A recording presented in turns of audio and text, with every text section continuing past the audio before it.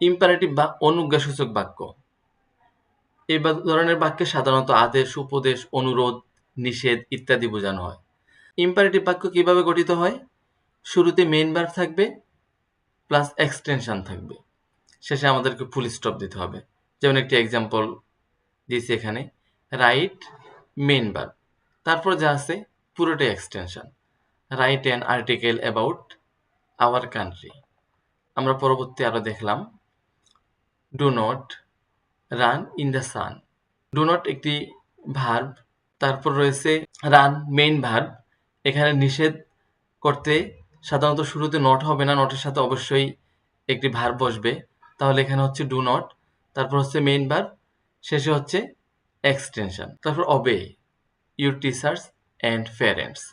শুরুতে আমরা দেখলাম মেইন ভার্ব রয়েছে এবং শেষে আছে এক্সটেনশন। তো বাক্যগুলো আমরা একটু স্ট্রাকচারগুলো দেখে নিচ্ছি, কিভাবে ইম্পারেটিভ বাক্য গঠিত হয়, গঠন করা হয়। শুরুতেই মেইন ভার্ব বা মূল ভার্বের বেস ফর্ম, তারপর অবজেক্ট বা এক্সটেনশন আমরা বলি। যেমন ওপেন দ্য ডোর, মূল ভার্ব দিয়ে বাক্য শুরু হয়েছে। রিড দ্য বুক, মূল ভার্ব দিয়ে বাক্য শুরু হয়েছে। কখনো কখনো শুরুতে প্লিজ কাইন্ডলি থাকবে, তারপর মেইন ভার্ব থাকবে। Please help me, kindly sit down, এগুলো হচ্ছে ইম্পারেটিভ সেন্টেন্স। আরো কি কিভাবে শুরু হবে? ডু নট, অলওয়েজ, নেভার ইত্যাদি দ্বারাও ইম্পারেটিভ সেন্টেন্স শুরু হতে পারে। যেমন don't smoke, don't waste your time, always speak the truth, never tell a lie. তাহলে আমাদের স্ট্রাকচার অনুযায়ী ডু নট বা ডোন্ট, অলওয়েজ, নেভার, তারপর ভার্বের বেস ফর্ম বসবে, শেষে এক্সটেনশন বসবে। কখনো বসতেও পারে, কখনো নাও বসতে পারে।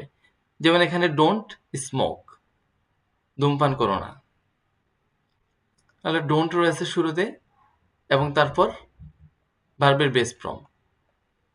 তারপর এখানে দেখতে পাচ্ছি অলওয়েজ স্পিক দ্য ট্রুথ, শুরুতে অলওয়েজ রয়েছে আমাদের স্ট্রাকচার অনুযায়ী, তারপর main verb waste, extension your time.